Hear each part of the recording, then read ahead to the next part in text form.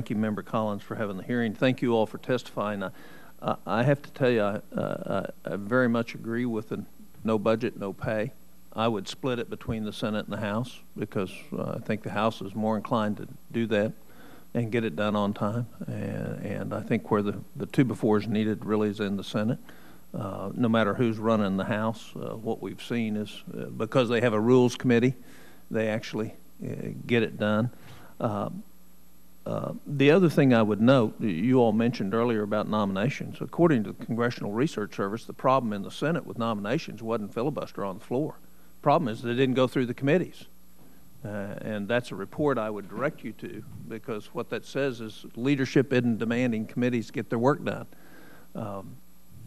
I guess I would make a couple of points and then ask a couple of questions. I don't think it's all process. I think what's sorely lacking in Washington is leadership. You know, this country's facing the largest catastrophe it has ever faced. It's going to come much sooner than everybody thinks. It's going to be much more painful than anyone can imagine. And not anything we're doing is addressing that problem right now. And that's leadership.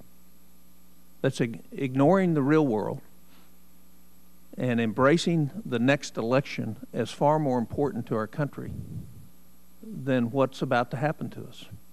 And actually, the best thing that could happen to us is for the Congress to say, here's the problems in front of us, we're going to fix this year and all go home, and send somebody else up here. I have my own views. I'm a vast supporter of term limits. I think it's the kind of thing that limits your ability to think in a partisan manner and more in a constructive manner for the country. I think it's helpful. I also think it's, you know, when we talk about bucking a party, what's happening in our country is we're bucking the Constitution. And when you take one for your team instead of taking one for the American people, you've failed already. And that's failed leadership. The questions I have for you go much along the line of what Senator Johnson said. We can change. Mr. Wolfensberger's testimony said follow regular order. You know, what would the Senate look like today if we actually followed regular order instead of manipulated everything? And I'm not talking about Harry, I'm talking about both sides of the aisle. Manipulate everything to gain an advantage in the next election. What happens if we actually followed regular order? The House, since I left the House, we used to have an open amendment process on appropriations. I actually used that to filibuster in the House for the first time in its history. Put 172 amendments up on an agricultural appropriation bill. But I was allowed to do that because the House's history was you have an open amendment process. We don't have an open process because we've converted everything to the next election. We're always going to fix what's wrong with our country after the next election. And I'd go back, and that's leadership. That's a failure of leadership, both for us individually and our party leaders in the Senate. It is a failure. And the American people are anxious and upset about it, and rightly so. But here's my question. Let's make every change that No Labels wants to make. How do you take this culture of careerism out of the mix that won't, in fact, negate the very things that you're recommending? You go first.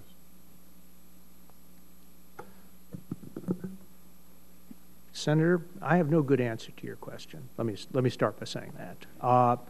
I will say this, and I would say this even if I were not in this chamber addressing you.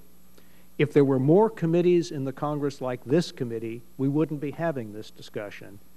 And if there were more senators who were willing to do what you did on the Simpson-Bowles Commission, we wouldn't be having this discussion. And well, that right there is the point. It matters who's here. I couldn't agree more. It matters who's here. It's not just process. Senator, the voters bear some responsibility too, in terms of who they're sending and what they're paying attention to at this point. Sure, but what we do is allow gerrymandering in this country where the congressman picks his district rather than the district picks their congressman. Well, you've looked at what they've done in California, where you not only have I'm very supportive of what they've done. and the runoff election provisions, where it's the top two, and that brings a different segment in, and you'll see political behavior change with that. Instead of focusing onto a narrow segment of the electorate, you talk to everybody, and that changes everybody's perspectives in terms of how they do it. Yeah, I think your point is very well taken. And you mentioned the culture of careerism. I call it sort of the culture of the perpetual campaign, and that is closely linked. Members, if you ask them to look long-term, what is long-term for most members of Congress? The next election. It's not what might be best in terms of really getting the debt down or deficits down or anything, and I think that's the big problem. How do you get that leadership that you want? I'm not a term limit supporter, but I do think the voters bear some responsibility for paying some attention and turning out people that don't exercise the will to get things done. I don't think process is the solution.